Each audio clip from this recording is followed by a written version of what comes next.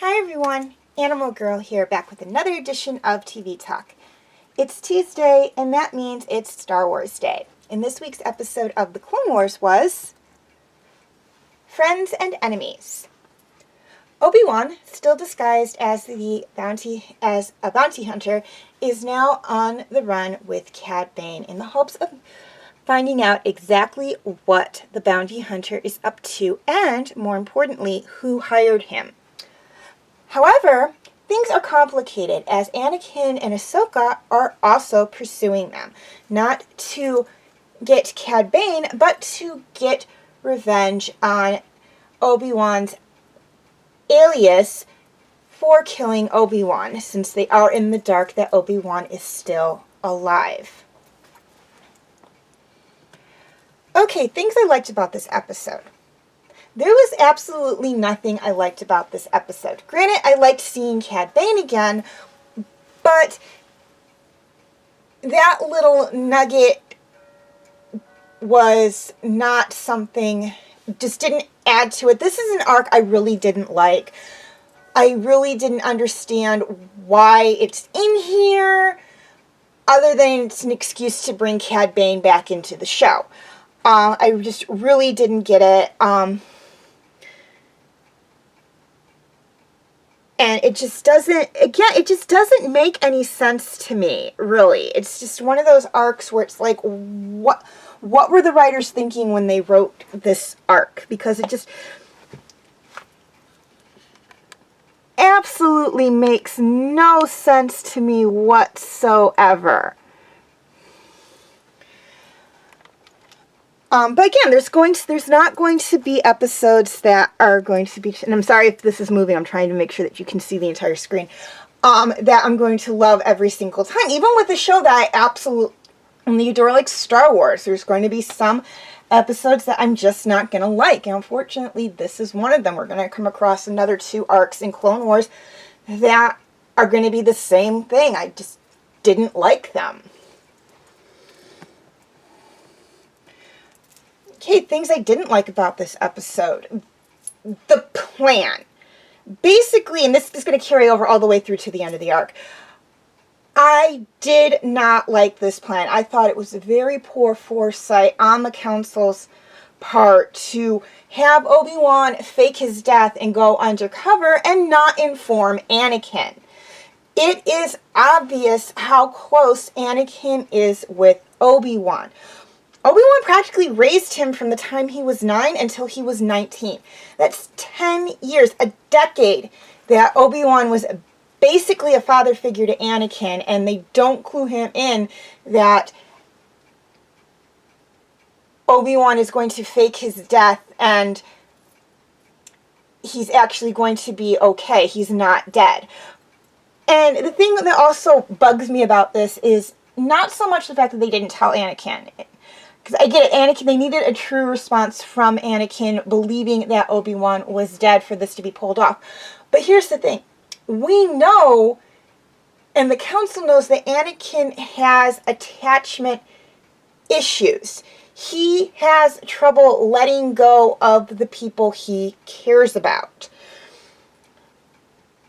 I think that was one of the main reasons why he was given Ahsoka as a Padawan, because he was going to be spending a lot of time with her, training her, and then at some point he was going to have to let her go.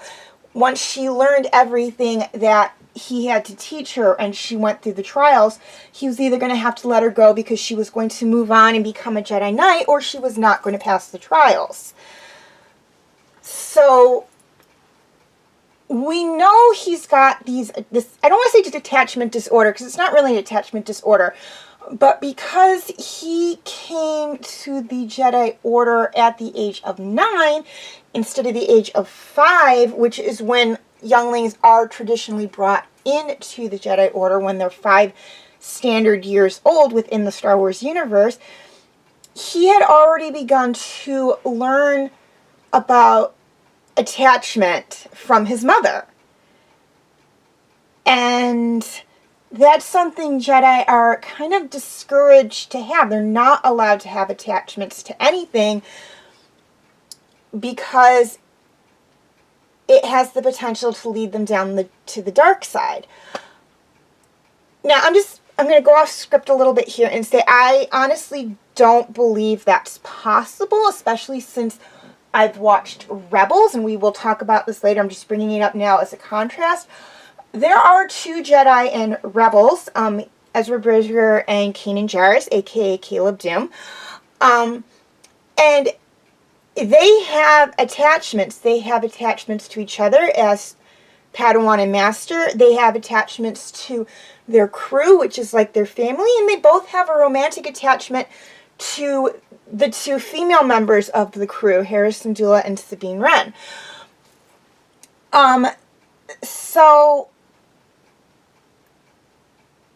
And neither one of them falls to the dark side. I mean, Ezra comes close, but neither one of them really surrenders to the dark side or falls to the dark side.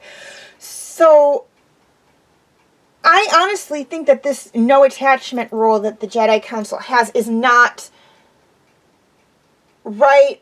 I feel that it is something the Jedi can have because it makes them stronger. Having someone they care about and that they're fighting for makes them stronger, in my opinion.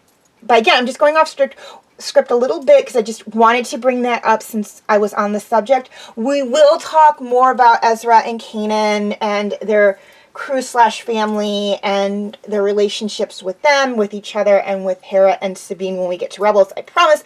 Like I said, I just wanted to bring it up because I was on the subject of the whole attachment thing with the Jedi.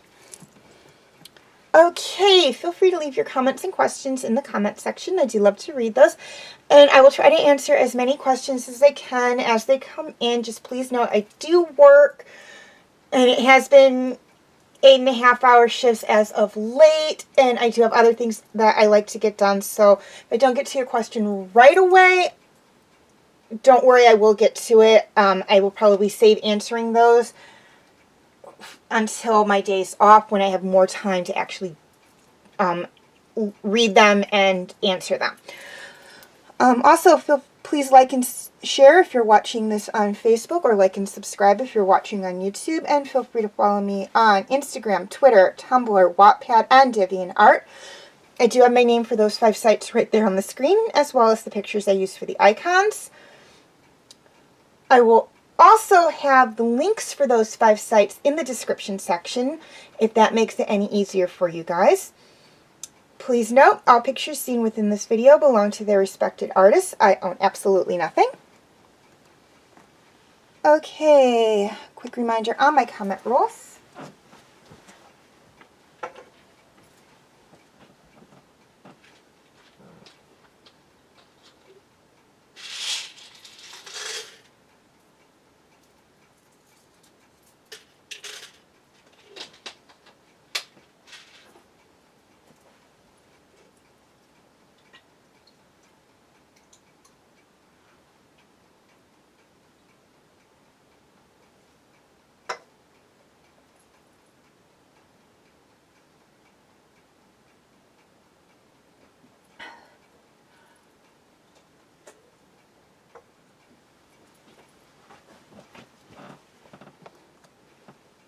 Feel free to check out my related Star Wars videos.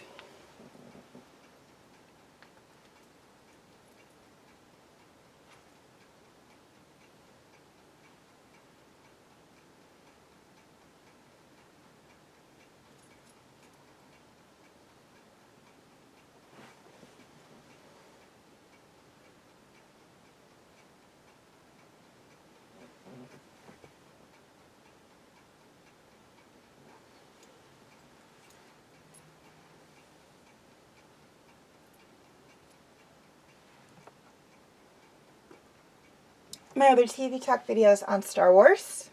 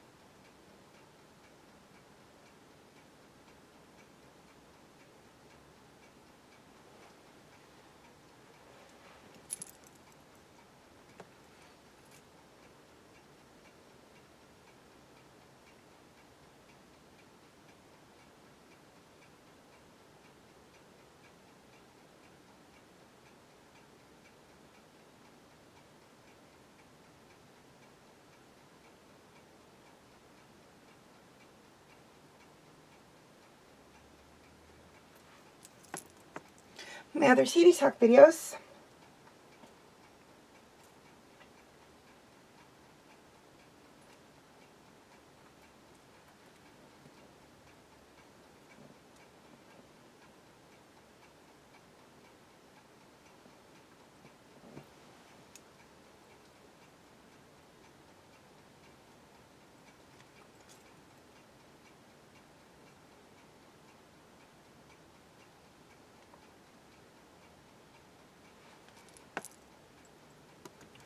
And my other videos.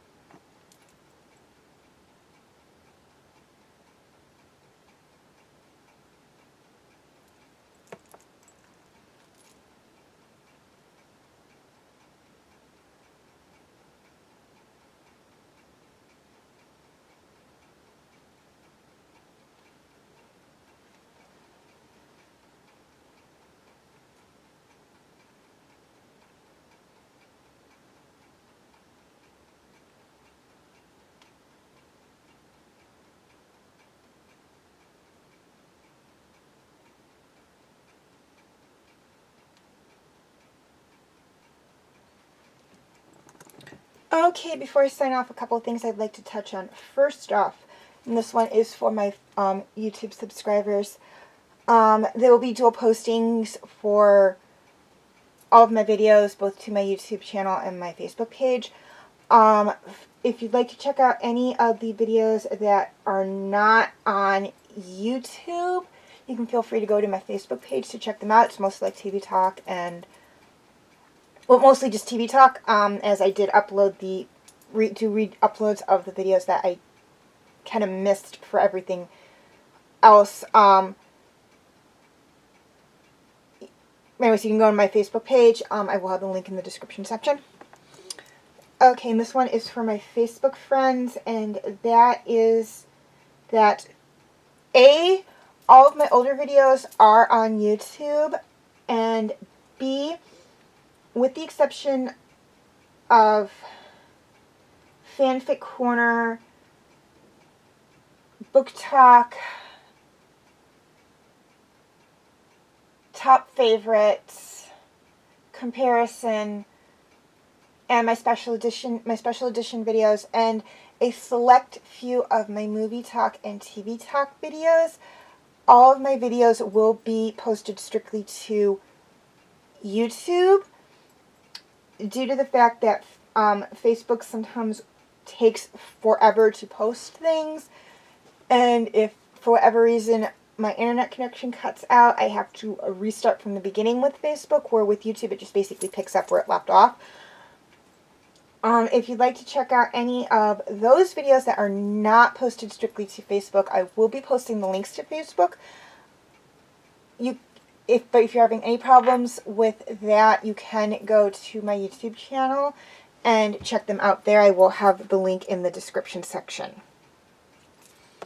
Okay, and these last two are for everyone. First off, I would like to apologize for not posting a video lately. Unfortunately, February was extremely insanely busy for me, and I just had a lot going on and not enough time to get it all done.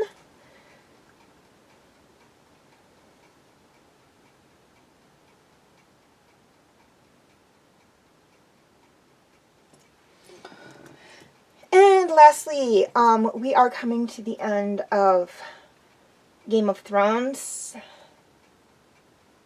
Got like 11 more episodes to do, I think, and then we will be completely done. So I would like to know what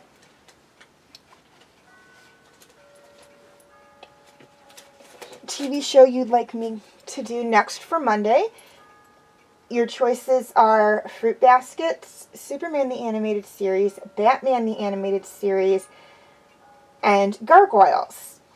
Well, voting is extremely simple. You just write down which TV show you want me to do out of these 4 in the comment section, and whichever, or you can like or love somebody's particular comment on one of these 4 TV shows, and whichever one gets the most is the one that I will do.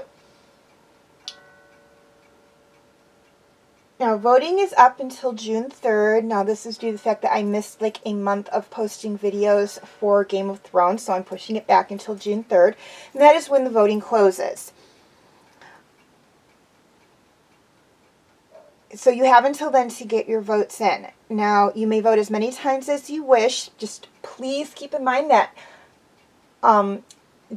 disliking a certain comment will not count as taking a vote away for that particular show at all. It's just whatever you write down, like I want you to do this, or I want you to do Superman, or I am a Batman fan, or I love Gargoyles, or Fruit Basket sounds interesting, or if you like or love those, that counts as voting. Also, please keep in mind that in the event of a tie or absolutely no votes, I do have the final say. However, the absolutely no votes does not apply now because we have had 1 vote for Gargoyles. So far, that is the only one that has been voted for. So if you want Fruit Baskets or Superman or Batman, get your votes in. Again, you can vote as many times as you want, so it just takes 2 votes for Fruit Baskets or Superman or Batman for one of those to come up. Otherwise, it will be Gargoyles that will be coming up next. Again, you have until the 3rd of June to get that done. Or actually, not the 3rd of June, the 2nd of June, excuse me. You have until the 2nd of June to get those done because I will be making the announcement as to which one will be the next show on June 3rd. So excuse me for that typo. As always, thank you for watching, and may the Force be with you.